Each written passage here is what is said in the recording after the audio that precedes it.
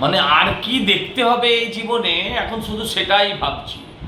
আমরা দেখলাম পার্থর বাবুর ঘরে টাকার পাহাড়, আমরা দেখতে পেলাম। আর কি কি দেখবো? তারপরে দেখলাম কাউন্সিলরদের পাটের খেতে টাকা পুঁতে রাখা। আজকে দেখলাম তৃণমূলের ছাত্র নেতারা, যদিও তাদের বেশিরভাগের বয়স 60-এর বেশি, তারা ইউনিয়ন রুমে আলমারির ভেতর লাখ লাখ টাকা, এবং সেই টাকাও উইয়ে খেয়েছে। ভাবতে পারেন কত টাকা থাকলে পরে টাকা উইতে খায়। এর আগে আমি দেখিয়েছিলাম এই কলেজের, এদের ইউনিয়ন ফান্ডে, কলেজের ফাংশন ফান্ডে 1.5 কোটি টাকার বেশি এখন অবধি ডিপোজিট আছে।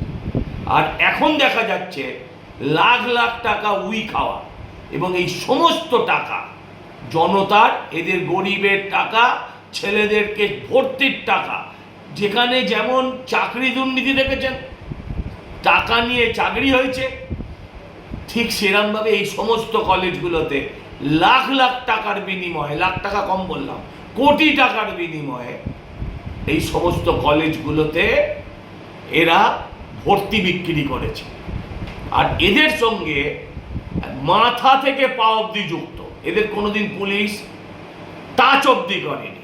এদের জন্য, এদের টাকা নিয়ে ভর্তির কারণে একটি মেয়ে সুইসাইড করেছে। এদের বিরুদ্ধে এর থেকে অনেক গুরুতর অভিযোগ আছে। তার সত্ত্বেও পুলিশ এদের কোনোদিন কেশাগ্র স্পর্শ করেনি। এদেরকে সারা জীবন জেল কাটালেও বাংলার মানুষের রাগ যাবে না। তাই বলছি যে এদেরকে ইমিডিয়েট গ্রেপ্তার করা হোক।